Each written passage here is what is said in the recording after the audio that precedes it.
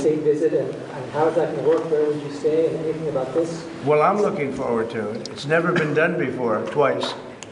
We had our original at Buckingham Palace, and now I guess we're going to Windsor. Yeah. And it's never been done, and I'm a big fan of King Charles. I've known him for quite a while.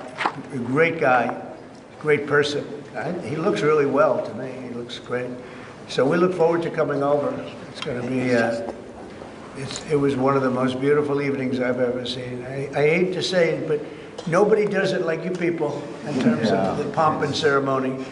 And I look forward to being here with the ambassador. Our ambassador is a very, very successful man who just wanted to do this. And I said, how are you going to be able to do that? And he's so committed to, the relationship between the countries.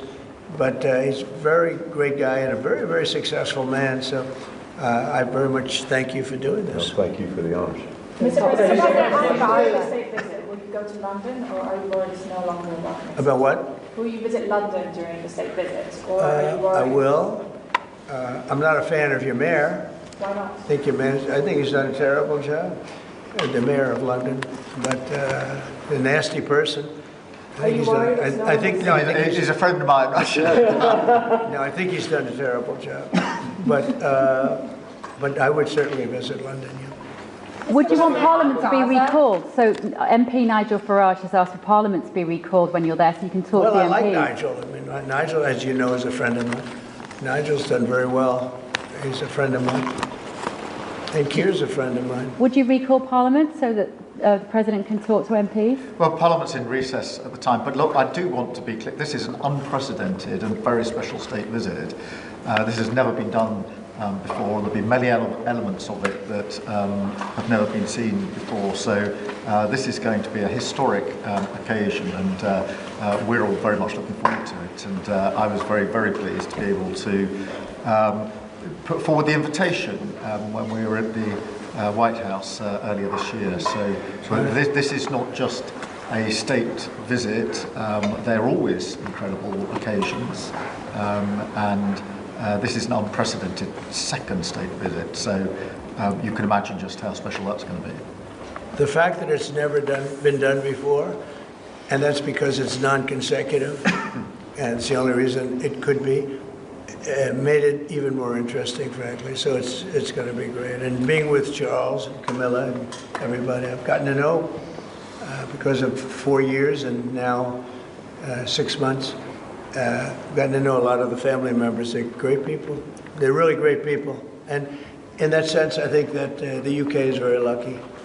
You could have people that weren't great people. I don't know if I'd say that, but you could have people that weren't. But we're very lucky to have our royal family. They're absolutely fantastic. So we really look forward to that. As far as Parliament, if he wants me to speak in Parliament, I'll do it. There you go. But it doesn't have to be then. It could be some other time. Maybe we should save it for another time.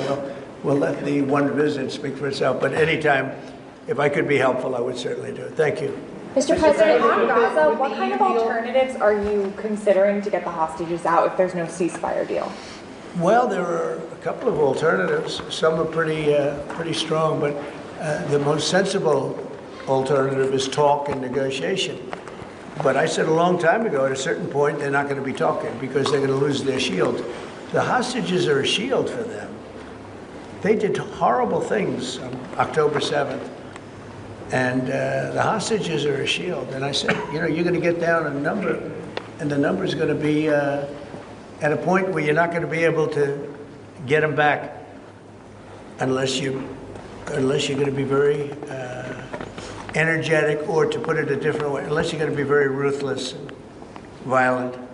It's a bad situation to be in, very bad. Mr. President, back to Russia. You talked during the campaign about President Putin respecting you and that helping you have a relationship with him. Do you still feel that way, that he respects you, considering the conversations you've had that have been really nice, or is he being disrespectful? I've always gotten along with President Putin. I've had a great relationship with him. And he went through the Russia hugs, too. I mean, it was, we used to talk about it. We used to say, it's too bad we really can't do anything between our country. Because if we did, they'd say, it's, some... Look, I was tough on Putin because I was the one that closed up Nord Stream, and Biden came along and opened it up. I was very tough on Putin in one way, but we got along very well. And I never, I never really thought this would happen. I thought we'd be able to negotiate something out. And maybe that'll still happen, but it's very late down the process. So I'm disappointed.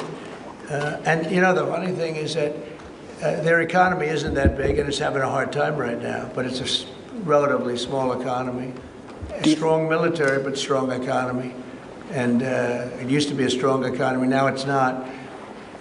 He's going through a lot economically. It's not easy, but it's pretty small.